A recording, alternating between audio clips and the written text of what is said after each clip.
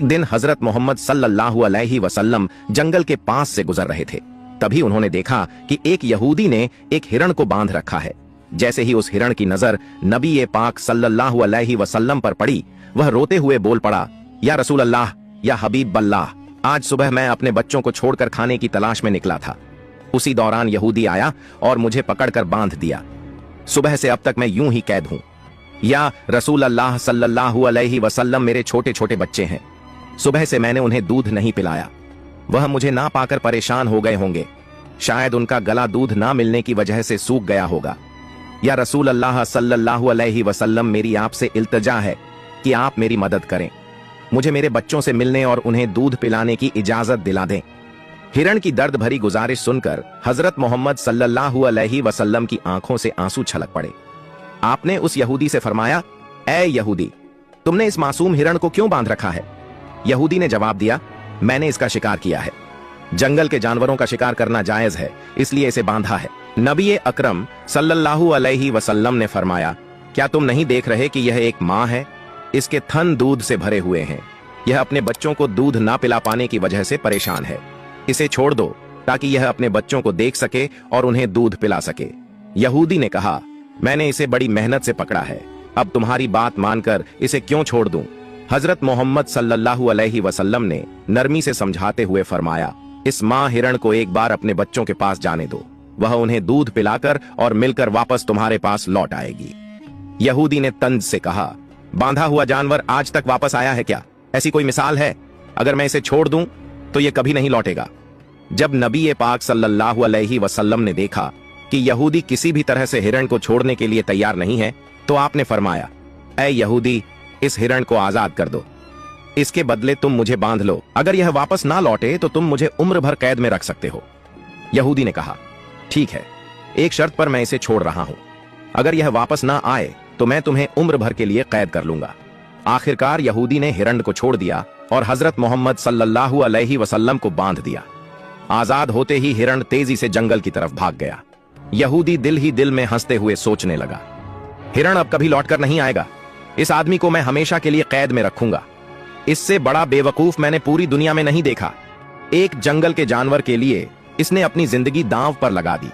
हिरण तेजी से अपने बच्चों के पास पहुंचा। बच्चों ने उसे देखकर हैरानी से पूछा, अम्मा, आप सुबह से कहां थी?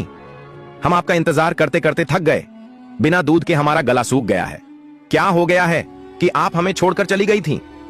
मां हिरण ने बच्चों को समझाते हुए कहा, मेरे प्यारे बच्चों, आज सुबह जब मैं तुम्हारे लिए खाने की तलाश में निकली थी तो एक यहूदी ने मुझे पकड़ लिया। वह मुझे बांध कर ले गया।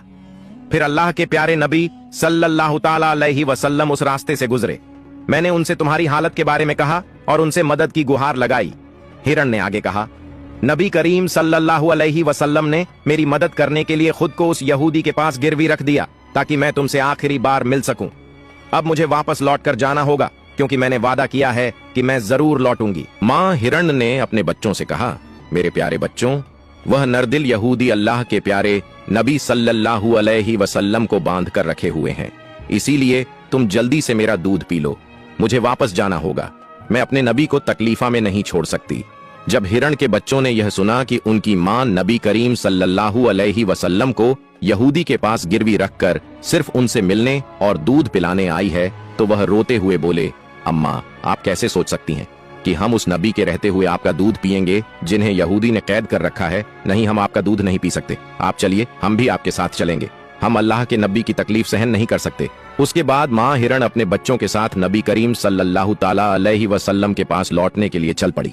दूसरी तरफ जब हिरण के लौटने में थोड़ी देर हुई तो वह यहूदी तंज करते हुए नबी करीम सल्लल्लाहु अलैहि वसल्लम से कहने लगा, तुमसे ज्यादा बेवकूफ इंसान मैंने इस दुनिया में कभी नहीं देखा।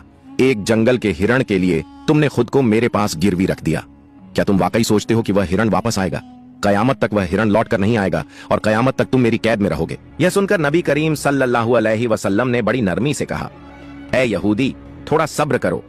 वह हिरण जरूर लौट कर आएगा। अल्लाह की मर्जी से वह तुम्हारे पास वापस आ जाएगा।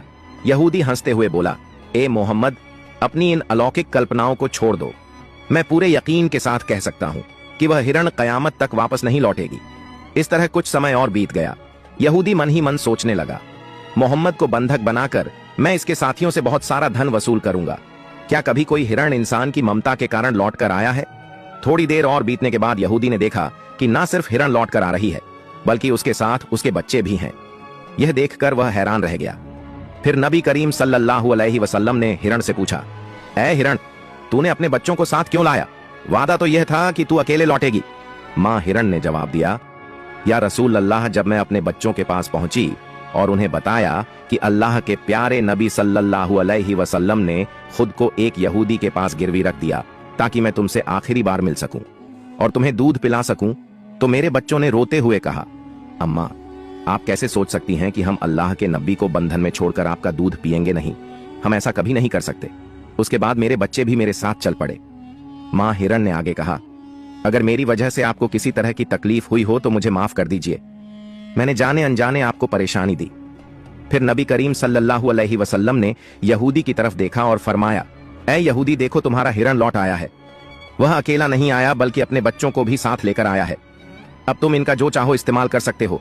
और एक बात याद रखो, मैं केवल इंसानों का नबी नहीं हूं, मैं जंगल के जानवरों, परिंदों और पूरी कायनात का नबी हूं। यह बात कहकर जब नबी करीम सल्लल्लाहु अलैहि वसल्लम जाने लगे तो वह यहूदी पीछे से पुकारते हुए बोला, या रसूल अल्लाह, या हबीब अल्लाह, वह हिरण जो आपकी ममता में वापस लौट आया। मैं समझ गया कि आप अल्लाह के सच्चे नबी हैं। या रसूल अल्लाह, मुझे अपने हाथों से कलमा पढ़ाकर मुसलमान बना दीजिए। मुझे अब उस हिरण की कोई जरूरत नहीं है। मैं उसे आपको सौंपता हूं और आपकी सेवा में अपनी जिंदगी गुजारना चाहता हूं। इसके बाद वह यहूदी नबी करीम सल्लल्लाहु अलैहि वसल्लम के हाथों पर कलमा पढ़कर मुसलमान हो गया। सुभान अल्लाह। एक और वाकया, एक दिन नबी करीम सल्लल्लाहु अलैहि वसल्लम अपने सहाबा के साथ एक मजलिस में तशरीफ फरमाए थे। उसी वक्त एक गरीब बदू देहाती वहां आया। उसके हाथ में एक गोह गिरगिट घसाप था जिसे उसने पकड़ा हुआ था। उसने सहाबा की तरफ इशारा करते हुए पूछा, यह शख्स कौन है? सहाबा ने जवाब दिया, यह अल्लाह के रसूल हैं, ये तमाम जहान के लिए नबी हैं। बदू ने कहा, मैं लात और उज्जा की कसम खाकर कहता हूं कि मैं इन्हें नबी नहीं मानता, लेकिन अगर मेरे हाथ में जो गोह है, अगर यह गिरगिट आपकी नबूवत की गवाही दे दे तो मैं आपको नबी मान लूंगा। उस बदुईन ने नबी करीम सल्लल्लाहु अलैहि वसल्लम की तरफ देखते हुए कहा, ऐ मोहम्मद, जब तक यह गिरगिट घसा आपकी नबूवत को नहीं मानेगा, मैं भी आपको नबी नहीं मानूंगा। नबी करीम सल्लल्लाहु अलैहि वसल्लम ने मुस्कुराकर उस बदुईन से फरमाया, ऐ बदुईन, सच्ची बात बताओ, अगर यह गिरगिट तुम्हारी बात मानकर मेरी नबूवत की गवाही दे दे तो क्या तुम यकीनन मुझ पर ईमान लाओगे? बदईन ने जवाब दिया, अगर यह वाकई हुआ तो मैं निसंदेह आपको नबी मान लूंगा और आप पर ईमान ले आऊंगा। तब अल्लाह के रसूल सल्लल्लाहु अलैहि वसल्लम ने फरमाया, तो फिर तुम इस गिरगिट को छोड़ दो। बदईन ने हुक्म